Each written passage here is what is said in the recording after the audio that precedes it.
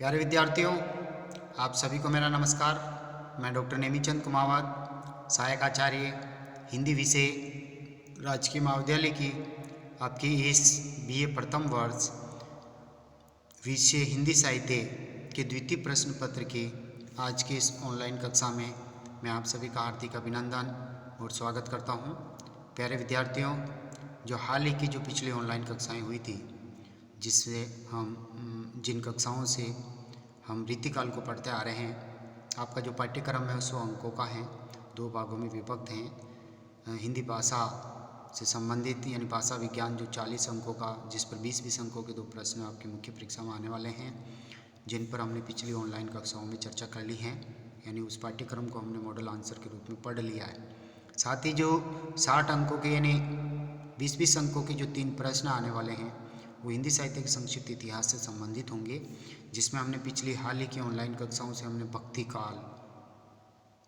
आदिकाल, भक्तिकाल से संबंधित समस्त पाठ्य सामग्री को पढ़ लिया। और अभी कुछ ही की हाल ही की ऑनलाइन कक्षाओं से हमने रीतिकाल को आरंभ किया था, और रीतिकाल की जैसे विविध परिस्थितियाँ और रीतिकाल का नामकरण जो विवादास्पद रहा, जिस पर हमने चर्चा कर ली। और हाल ही की 2 ऑनलाइन कक्षाओं से हम पढ़ते आ रहे हैं रीतिकाल की सामान्य प्रवृत्तियाँ यानी विशेषताएँ। तो उसी क्रम को जारी रखते हुए आज हम 6ठी काव्यगत विशेषता से हम आरंभ करने जा रहे हैं। तो देखिए, आप ध्यान से सुने। भक्ति एवं नीति।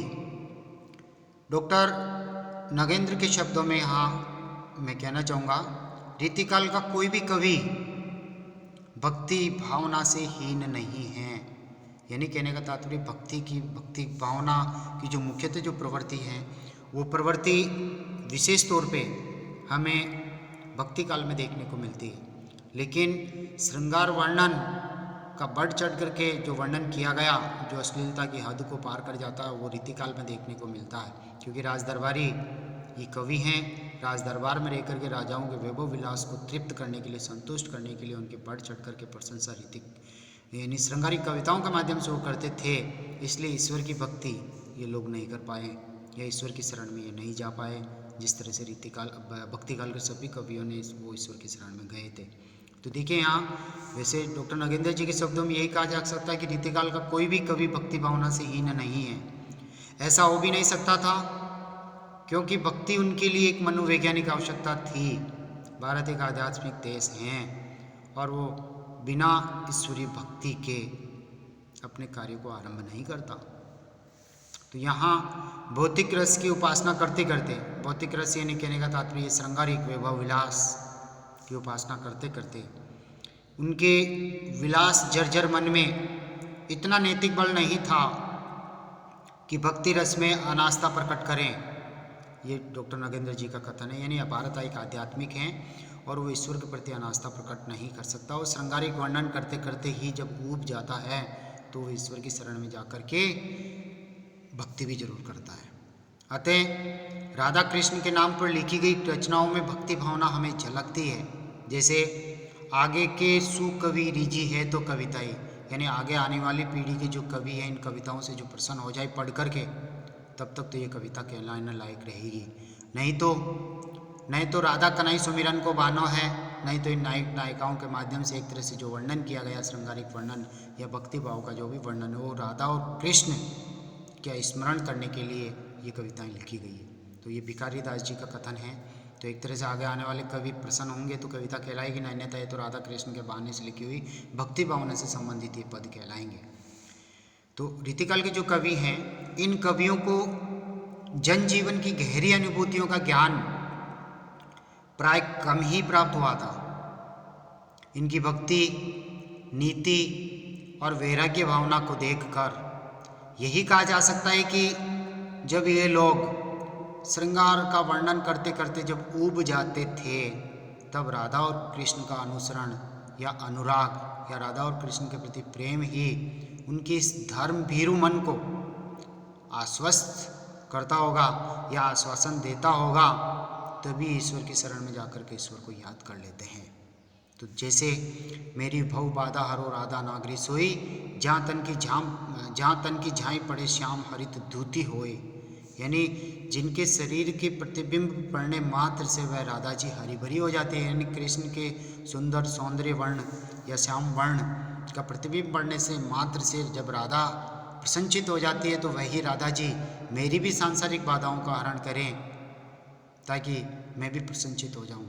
यानी बिहारी कवि ने जब बिहारी सत्सई का पहला दोहा जब लिखा था, यानी वो इस ग्रंथ की रचना करना जा रहे थे तो मंगलाचरण के रूप में उन्होंने राधा कृष्ण को याद किया है। जबकि ये रचना श्रृंगार रस प्रधान है, श्रृंगार भक्ति और नीति की त्रिवेणी इसमें हमें देखने को मिलती हैं, धारा प्रवाहित हो रही है। तो एक तरह से भक्ति और नीति की प्रवृत्तियाँ भी हमें श्रृंगार रस के साथ साथ रीतिकाल में दृष्टिगोचर होती हैं। हम अगली काव्य प्रवृत्ति की ओर चलते हैं। 7वीं काव्य प्रवृत्ति है नारी भावना। इस काल के कवियों के समक्ष नारी मात्र विलास की वस्तु रही है, यानी भोग विलास की वस्तु नारी को समझा गया। नारी के प्रति उदात्त चिंतन हुआ ही नहीं। यानी आधुनिक काल में एक तरह से चल के नारी सशक्तिकरण का जो युग आरंभ हुआ था, नारी के प्रति जो रूढ़ियाँ, प्राचीन बंधन जो थे उनको तोड़ा गया और नारी को शिक्षित किया गया और तब वो अपने अधिकारों के प्रति सचेत हुई। एक तरह से तब उनके उदात्त जो भाव हृदय में छिपे हुए उनकी अहमियत को समझा गया था। यानी एक तरह से आदिकाल में भी स्त्रियों की श्रृंगारिकता को लेकर के, सौंदर्य मात्र को लेकर के युद्ध हो जाया करते थे। और जब भक्ति काल आया तो भक्ति की शरण में एक तरह से उन्होंने सभी को एक अधिकार दे दिया कि भक्ति सभी कर सकते हैं। लेकिन नारी के प्रति जैसे संत कवियों की जो दृष्टि रही है वो अतिरंजित रही है। फिर रीतिकाल आता तो रीतिकाल में भी एक तरह से नारी को एक भोग्य वस्तु मात्र माना गया, उसकी सुंदरता का केवल भोग किया जाए, इस तरह की भावनाएं रही है। श्रृंगारिकता का वर्णन उसी को ही लेकर के केंद्रित करके किया गया। यानी मैं कहना चाहूँगा कि रीतिकाल की जो कविताएं हैं वो नारी के बिना लिखी नहीं जा सकती। यानी नारी के भोग विलास, उनकी श्रृंगारिकता, उसके मांसल सौंदर्य और उसके अश्लील वर्णन की हद को पार करते हुए कविताएं लिखी गई है। बिना प्रेम या बिना नारी को केंद्रित करके रीतिकाल की कविताएं सृजित नहीं होती। और आधुनिक काल में चल कर के नारी के प्रति जो भाव है उसके अंतरतम में जो छुपे हुए जो रूप हैं, गृहिणी, देवी, जननी, माता आदि के रूप, माँ दुर्गा आदि के रूप आदिकाल, भक्तिकाल और रीतिकाल में कहीं नहीं उभरते हैं। वो केवल आधुनिक काल में चल कर के छायावाद से वो उभरने आरंभ हो जाते हैं। छायावाद, प्रगतिवाद, नई कविता आदि सभी में। तो देखिए, इस काल के कवियों के समक्ष नारी मात्र विलास की वस्तु रही है। उसे जननी, गृहिणी, देवी आदि पवित्र रूप इन कवियों की दृष्टि में आया ही नहीं। डॉक्टर हजारी प्रसाद द्विवेदी जी के शब्दों में, यहाँ यानी रीतिकाल में, यहाँ नारी कोई व्यक्ति या समाज के संगठन की इकाई नहीं है। यहाँ नारी कोई व्यक्ति या समाज के संगठन की इकाई नहीं है, बल्कि सब प्रकार के बंधनों से यथासंभव मुक्त विलास का एक उपकरण मात्र हैं। यानी ये कोटेशन है आचार्य हजारी प्रसाद द्विवेदी जी का। यानी नारी को एक समाज का अंग भी नहीं माना गया, उसे सब प्रकार के एक तरह से बंधनों से मुक्त और मुक्त विलास का उपकरण, वैभव विलास का उपकरण मात्र एक भोग्य वस्तु माना गया है। इसके ऊपर टिप्पणी की उन्होंने। इन कवियों ने नारी की नक्सिक सौंदर्य वर्णन के माध्यम से उसके कमनीय अंगों का स्थूल एवं मांसल चित्र अंकित करते हुए काव्य रसिकों को उसके मनमोहक स्वरूप से परिचित करवाया।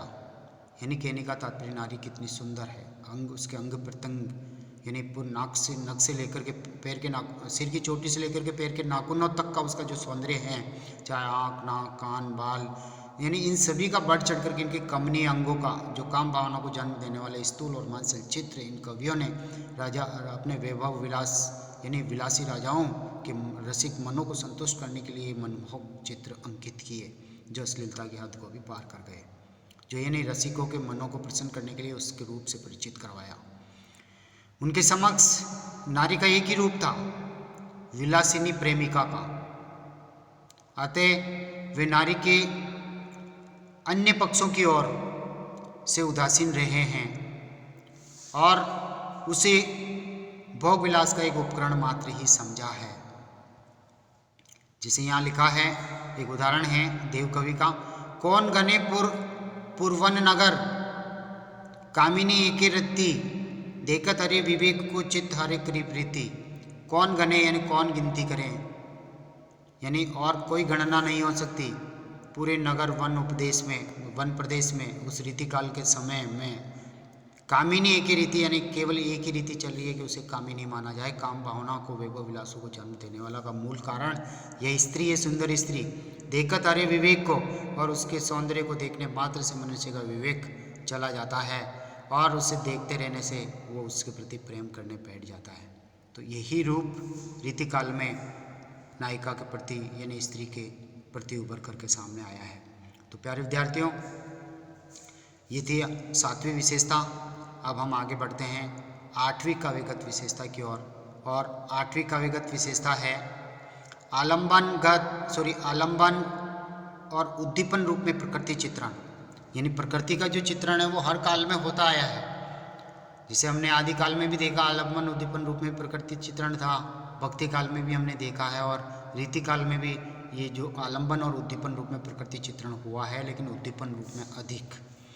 प्रकृति का चित्रण रीतिकाल में आलंबन और उद्दीपन रूप में हुआ है, जो स्वाभाविक है क्योंकि रीतिकालीन कवि दरबारी थे, अतः उनके पास प्रकृति के उन्मुक्त वातावरण में विचरण करने का अवकाश नहीं था। प्रकृति का चित्रण इस युग में नायक और नायिका की मानसिक दशा के अनुकूल ही किया गया है। प्रकृति के उद्दीपन रूप का चित्रण षड ऋतु और 12 मासा वर्णन की पद्धति पर हुआ है। पावस ऋतु में भी प्रेमी प्रेमिका के मिलन के अवसर पर कवियों का मन खूब रमता हुआ दिखाई पड़ता है। सेनापति को प्रकृति चित्रण में काफ़ी सफलता मिली है। जिसे एक उदाहरण है, आयो सखी सावन मदन सरसावन, लग्यो है बरसावन सलील चौते। ये सखी सावन का महीना आ गया है।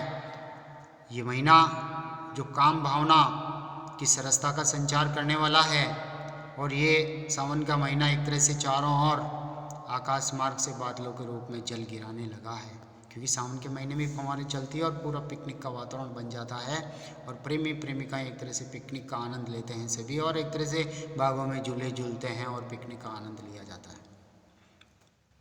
अगली काव्यगत विशेषता है लक्षण ग्रंथों का निर्माण। रीतिकाल में कवि कर्म और आचार्य कर्म एक साथ चलते रहे हैं।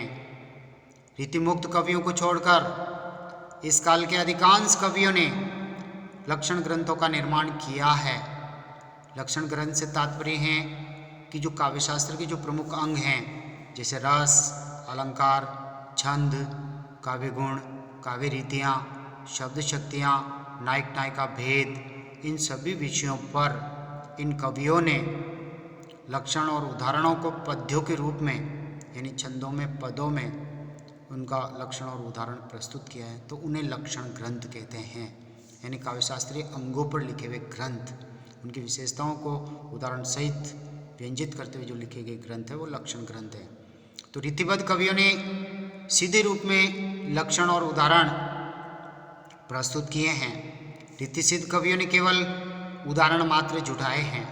इस युग में ऐसी परिपाटी चल पड़ी थी कि कोई भी कवि काव्यशास्त्रीय ज्ञान के बिना ही यानी काव्यशास्त्रीय ज्ञान के बिना राज दरबार में आदर पाने का पात्र नहीं बनता था। तो काव्यशास्त्रीय विषयों का ज्ञान उसे होना चाहिए कि अलंकार क्या है, छंद क्या है, रस क्या है, शब्द शक्ति, काव्य गुण, काव्य रीतियाँ, इन सभी काव्यशास्त्रीय अंगों से उसको परिचित होना चाहिए। यानी इनका ज्ञान संबंधित कवि को या राज दरबार में रहने वाले राजाश्रित कवि को इनका ज्ञान होना चाहिए, तभी वो राजाओं की रसिक वृत्ति को शांत कर सकता है, उनके वैभव विलास से जुड़ी हुई श्रृंगारिक रचनाएं वो लिख करके प्रस्तुत कर सकता है। परिणाम स्वरूप कवियों ने पांडित्य प्रदर्शन कर लक्षण ग्रंथों की रचना की है। यानी अपने ज्ञान का प्रदर्शन किया, लक्षण ग्रंथ लिखे, ब्रज भाषा को सजाया और संवारा। एक तरह से इस रीतिकाल में कहा जाता है कि अनुभूति पक्ष निर्बल हुआ और कला पक्ष सबल हो गया। यानी कुछ विद्वानों ने कलाकाल कह करके भी इसे पुकार दिया है। तो यानी कला पक्ष को सजाया और संवारा गया लक्षण ग्रंथों का निर्माण किया है। तो अगली जो प्रवृत्ति है काव्यगत प्रवृत्ति है वो 10वीं काव्यगत प्रवृत्ति है, कवि और आचार्य बनने की प्रवृत्ति। तो प्यारे विद्यार्थियों, इस 10वीं काव्य प्रवृत्ति से लेकर के अंतिम 15वीं 16वीं 17वीं काव्य प्रवृत्ति तक यानी अंतिम जो क्लास होगी वो हम आगामी अगली ऑनलाइन कक्षा में इन बिंदुओं को हम पढ़ेंगे। रीतिकाल की इन सामान्य विशेषताओं पर हम चर्चा करेंगे। आज की इस ऑनलाइन कक्षा को हम यहीं समाप्त कर रहे हैं। जो विद्यार्थी अभी तक व्हाट्सएप ग्रुप से नहीं जुड़ पाया है वो हमसे संपर्क करके अपने एंड्रॉयड फ़ोन के नंबर हमें सेंड करें ताकि हम उनको व्हाट्सएप ग्रुप में जोड़ सकें। और जो विद्यार्थी पहली बार इन वीडियोज़ को देख रहे हैं यूट्यूब चैनल पर, तो इन वीडियोज़ को लाइक ज़रूर करें। कॉलेज के इस यूट्यूब चैनल को सब्सक्राइब जरूर करें, क्योंकि सब्सक्राइब करने पर ही महाविद्यालय में आपकी ऑनलाइन उपस्थिति सुनिश्चित हो सकेगी। और इस विषय से संबंधित और भी जो PDF नोट्स और ई क्लासें जो होगी, ऑनलाइन क्लासें जो होगी, वो सब्सक्राइब करने पर ही आपके पास प्लेलिस्ट के रूप में और पहुंचती रहेगी। तो प्यारे विद्यार्थियों, आप सभी को बहुत बहुत धन्यवाद। जय हिंद, जय भारत। अगली ऑनलाइन कक्षा में हम 10वीं विशेषता से हम आरंभ करेंगे। Thank you.